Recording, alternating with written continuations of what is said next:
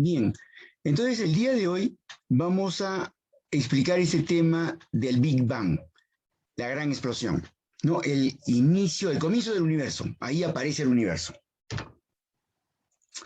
Bien, entonces, esa es más o menos una figura que nos da la idea de lo que sucede en el Big Bang, o sea, en donde a partir de un punto, la explosión, por si acaso, no debe entenderse que el espacio existía y que existe una explosión y que se va expandiendo en todo el espacio. No, el espacio no existía.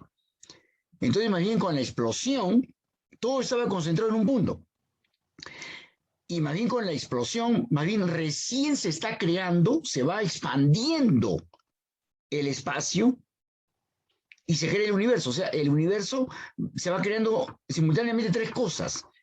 Eh, por un lado se va expandiendo el espacio, ese es uno, va creando espacio, se va creando el tiempo, porque va sucediendo de segundo en segundo, entonces va creando el tiempo, y por otro lado aparece la materia, o sea que la materia está por aquí, por allá, ¿no?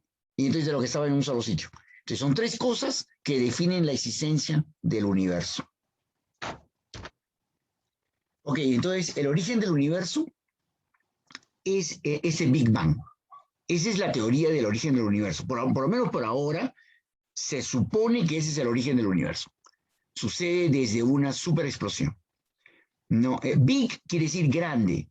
En inglés, big es grande. Y bang, bang es que es como cuando suena una bala, ¿no? Bang. Entonces, los gringos han dicho Big Bang, ¿no? Entonces, es una explosión muy grande. Eh, ahora, eso es el inicio del universo, no es el inicio de la vida. La vida arranca todavía después, sino que es el origen del universo, o sea, el origen de todo, mucho antes que aparezca la vida. Primero aparece el universo y mucho después aparece recién la vida. Bien, entonces, ¿qué es el universo? Entonces se formaron tres cosas. La materia es todo lo que está formado por átomos. Todos estamos formados por átomos, el Sol está formado por átomos, las galaxias están formadas por átomos. Esa es materia.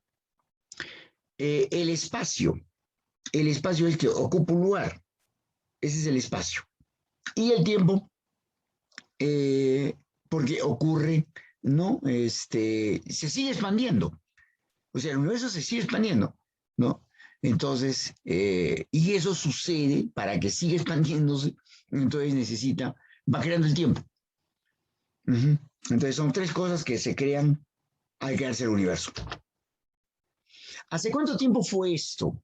La gran explosión, el Big Bang, sucedió hace 13.800 millones de años. Ahora, lo que no se sabe es qué cosa provocó la gran explosión. O sea, en realidad hay un montón de cosas que no sabemos de todo este tema. Pensamos que hubo la explosión y de ahí viene el universo. Pero no sabemos qué hay detrás. O sea, ¿qué sucedió antes? ¿Por qué tuvo que suceder la explosión? O sea, ¿qué tipo de mundo existía antes de eso? O sea, porque antes de eso tenía que haber un mundo en el cual todo eso que estaba concentrado existía, podía existir, solo que después por algún motivo se puede haber desestabilizado, lo que sea, y sucedió la explosión. Pero no se sabe, ¿no? Y ahora, ¿y por qué es que no podemos entender todavía este tema de qué es lo que sucedía antes? Ese es prácticamente lo más importante de esta clase, ¿no? Entender por qué es de que más bien no podemos saber qué pasó antes. Ya. Bien, entonces, todo arranca desde que vamos a llamar como un átomo primigenio, así se le llama, ¿no? Átomo primigenio es de donde sale todo. Todo comienza a existir a partir de ahí. Bien, entonces, lo que pasa, y dice, no podemos entender cómo es que algo tan denso podía existir. O sea, lo que pasa es que todo el universo estaba concentrado en ese átomo. Entonces, Con lo que hasta ahora sabemos, para poder explicar el mundo que existe ahorita, para poder explicar el mundo, entonces tenemos leyes, ¿no? Como por ejemplo, que positivo y negativo se atraen, como que positivo y positivo se repelen. Tenemos leyes, leyes de la electricidad, leyes de la gravedad, etc. Entonces, pero con esas leyes no logramos explicar cómo es que se podía tener una gran densidad,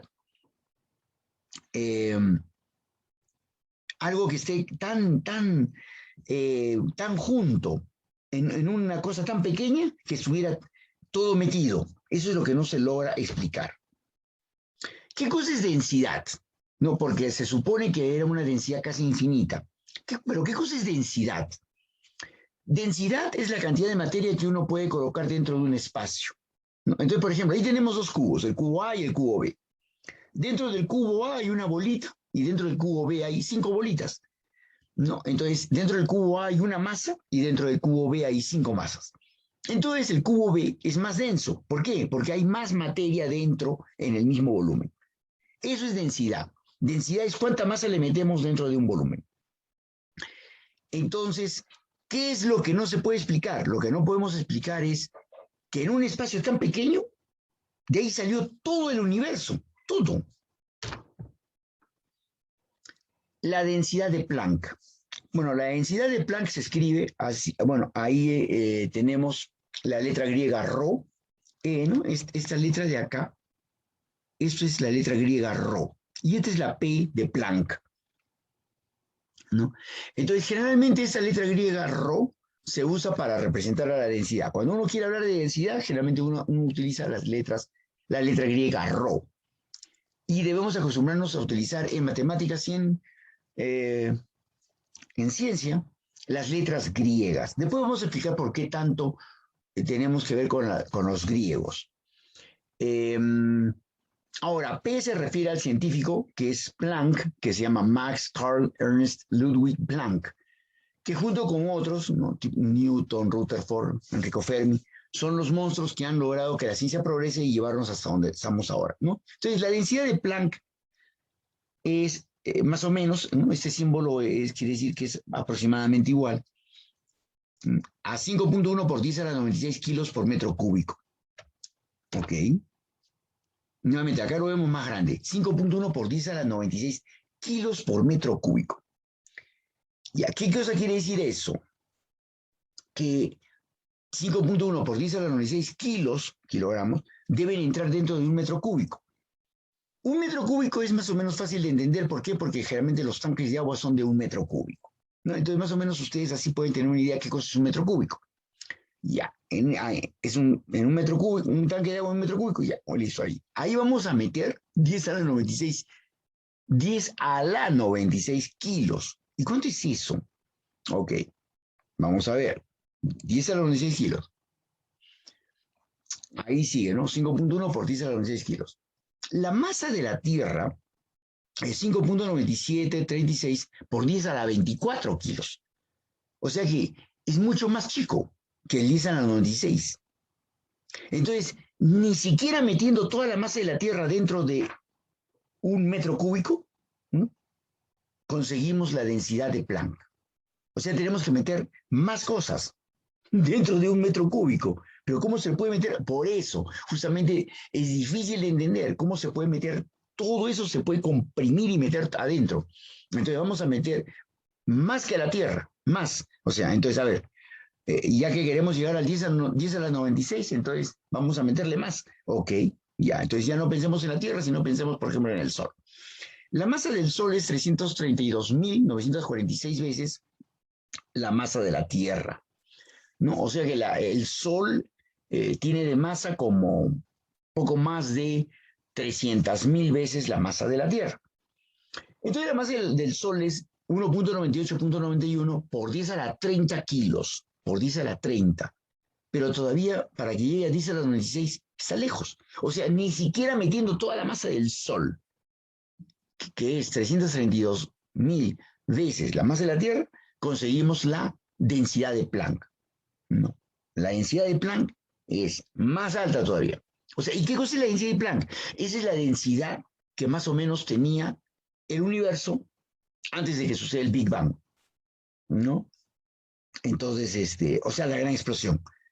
Entonces todo estaba tan comprimido que, no, que en ese metro cúbico era más que, estaba metido más que todo el Sol. Bueno, entonces si estaba metido más que el Sol, entonces, a ver, veamos algo más grande. A ver, veamos, el Sol es una de las estrellas dentro de la Vía Láctea, ¿no? O sea que el Sol está dentro de o sea, un conjunto de estrellas que se juntan, eso es una galaxia. Entonces la galaxia en la cual está el Sol, o sea, nosotros, se llama la Vía Láctea. Y se le llama Vía Láctea ¿por qué? Porque tiene una forma media lechosa, media así, ¿no? De leche, ¿no? Láctea. Entonces la Vía Láctea tiene una masa muy grande. ¿Por qué? Porque es un montón de soles. La masa de la Vía Láctea es más o menos 6 por 10 a la 10 veces la masa del Sol. ¿Qué cosa es eso? 10 a la 10, o sea, el exponente 10, el que está arriba, ese es el exponente. ¿Qué significa eso? Significa que le vamos a colocar 10 ceros al número 10. Muy bien, entonces significa que 6 por 10 y vamos a colocar 10 ceros. Entonces sería 6 con 10 ceros. Ya, entonces ahora sí vamos a comenzar a separar. Acá 3 ceros, 1000. Otra vez 3 ceros, 1.000.000. Otra vez 3 ceros, es 1000. Entonces quiere decir que la Vía Láctea tiene 60.000.000.000. Imagínense, la Vía Láctea, nuestra galaxia, la galaxia en la que estamos, tiene 60.000.000.000, 60.000.000.000 de soles, ¿no? 60.000.000.000 de soles. Ok, ya, esa es la Vía Láctea. Ya, ahí está la Vía Láctea, ¿ya ven? Entonces tiene esa forma, parece un disco, pero un disco medio lechoso. Entonces por eso es que se llama Vía Láctea. Muy bien. Entonces, ahora, ¿cuánto es la masa de la Vía Láctea? La masa de la Vía Láctea es 1.19346 por 10 a la 41 kilos. ¿No? Entonces, a ver, el del Sol era 10 a la 30 kilos.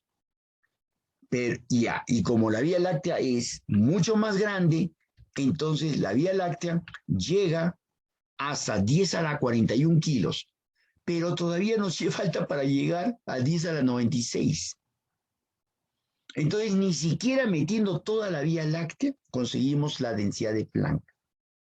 Justamente, entonces, o sea, es como decir, por eso, nuevamente, entonces, ¿qué cosa es la densidad de Planck? Es meter en un metro cúbico, casi, o sea, es todo el universo, meterlo ahí, meterlo ahí.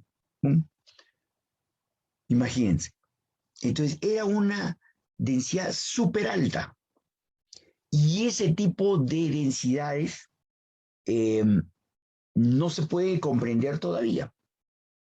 O sea, ¿cómo es que se logra meter las cosas en un espacio tan reducido? ¿Cómo? ¿Cómo logra estar? Entonces, porque resulta que ahora no logra estar. Ahora es muy complicado que juntar algo así, ¿no? Entonces, eh, ese es el problema, ¿no? El problema es que no sabemos cuáles son las leyes que permiten que eso suceda. Pero esas leyes deben haber existido porque es lo que antes había, antes de la gran explosión. Pero no conocemos esas leyes. Ese es uno. Por otro lado, hay otro problema. ¿Cuál es el otro problema? El otro problema es que como estamos trabajando con números tan grandes, que son números tan grandes que casi llegan al infinito.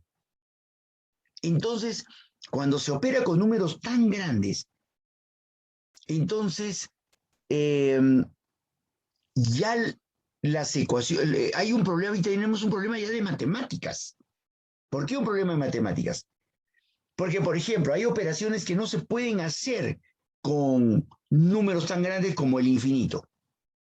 ¿Qué operación, por ejemplo? Ya. Supongamos que, por ejemplo, tenemos, el infinito es un número muy grande. Ok. Ya, ¿qué pasa si alguien dice, ¿cuánto vale infinito menos infinito? Entonces la gente podría decir, cero. Pero ¿acaso es cero? No lo sabemos. Entonces, ese es el problema. Ese es el primer problema que más bien tendríamos que resolver para poder intentar resolver el comprender qué es lo que sucedía antes de la gran explosión.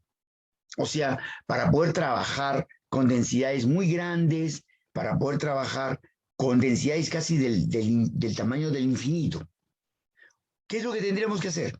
Plantear unas matemáticas en las cuales esos números muy grandes sean fáciles de usar. En donde sí se puede usar esos números tan grandes, ¿no? Del tamaño más o menos de infinito. Entonces esas matemáticas se tienen que crear recién. No hay todavía, nadie las ha creado. Pero alguien las tiene que crear. O sea, porque justamente ese tipo de cosas es lo que hizo el más grande de todos. ¿Quién es el genio más grande de todos? Newton. Newton, por ejemplo, ¿no? En su época, no había las matemáticas que hay ahora. No había. Entonces él tuvo que, para poder explicar todo lo que él, o sea, a él se le ocurrían explicaciones, pero eso debe suceder por esto, ¿no? El sol lo atrae a la tierra, pero para poder explicar él eso, entonces él necesitaba explicarlo con matemáticas, pero no había matemáticas en ese momento que pudiera ayudarlo a explicar. Entonces él tuvo que inventar matemáticas. Él tuvo que inventar unas matemáticas que se llama el cálculo matemático, que le enseñan a todos, que nos enseñan a todos nosotros en la universidad. Cuando entras a la universidad, lo primero que te enseñan los primeros 2 años es cálculo matemático, cálculo infinitesimal, límites, derivadas, integrales. Todo eso lo inventó él. Eso es matemáticas. Y lo inventó él para poder explicar con esas matemáticas la física. O sea, ¿qué cosa es la física? Las explicaciones de la naturaleza. La forma como él entendía que sucede la naturaleza, que cómo opera la naturaleza, cómo se comportan los cuerpos, la naturaleza, cómo te comportas tú, cómo se comporta el sol, la tierra, la luna, por qué la luna no se escapa, por qué la tierra no se escapa del sol, etcétera, etcétera. Entonces él lo explicó. Para poder explicarlo, él tuvo que inventar matemáticas. Entonces, de igual manera, lo primero que se tendría que hacer es eh, inventar unas matemáticas en las cuales ya tenga sentido el poder trabajar con unos números tan grandes que sean como el infinito, que sean tan grandes que ya bordeen el infinito. Y recién si logras plantear unas matemáticas así, con esas matemáticas recién podrías intentar explicar, ¿no? ¿Qué es lo que sucedió antes de la gran explosión? Porque antes de la gran explosión, la densidad, o sea, todo estaba tan comprimido, tan metido, que parece, es como ¿no? Una densidad súper grande metido dentro de una cosa tan pequeña. Bien, entonces, otra de las cosas que hemos manifestado acá es eso de las letras griegas. Vamos a hablar mucho de los griegos, pero hemos hablado en este caso de la densidad, y la densidad se escribe con Rho. Y entonces, bueno, ya que vamos a hablar mucho de las letras griegas, entonces aquí están para comenzar. Entonces ahí tenemos a la letra alfa, ese es alfa, acá tenemos a beta, el famoso beta, a gamma, a delta, que se escribe así, y también con un triangulito, delta. Delta generalmente se usa, por ejemplo, para hacer las diferencias. Cuando tú quieres explicar que hay una diferencia entre una cosa y otra cosa, entonces se usa delta, ¿no? Teta, que se usa mucho en los ángulos. Después tenemos kappa, lambda, así se escribe lambda, mu, pi, pi tan famoso, vamos a hablar mucho de pi. Y este es el rho, ¿ven? Así se escribe el rho, ¿no? Que es para la densidad, que de la que estamos hablando ahora. Densidad, ya hemos dicho que es la cantidad de masa que se coloca dentro de un volumen. Acá tenemos a sigma, que se escribe de estas dos maneras, parece una E, tau, ¿no? Phi, este es phi y este es psi. Psi es medio abierto y el phi es ya, ¿no? Toda la redondelita. Hay que diferenciar entre phi y psi. 7 dedos es psicología, etcétera, ¿no? Y este es el omega. En fin, hay unas cuantas letras más, pero bueno, estas son algunas que tradicionalmente se usan. Muy bien, entonces ahí quedamos por ahora. Ok, muchas gracias.